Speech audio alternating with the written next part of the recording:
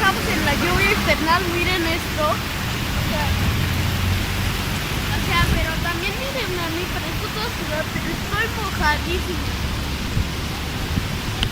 Lo malo es que no tengo zapatos para la lluvia, ni siquiera botas.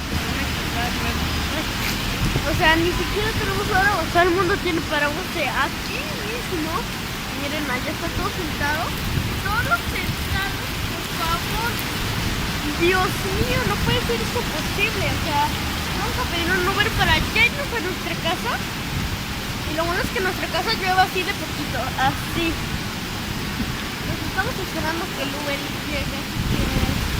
Suscríbete a mi canal y activa la campanita para ver muchos videos y las notificaciones que les aviso todos los días que ponga video. Esto es Martin Noti. Desde Lucan. ¡Empapada! Chicos, les quiero contar una noticia. Es que ya tengo computadora y Minecraft real, no es el versión de juego, así que es una imitación, sino ya oficial. O sea, estoy viendo todos los trabajadores de su tienda batallando por limpiar. O sea, chicos, aquí se puso más intenso, no te quedes en tu casa, pero si no, pues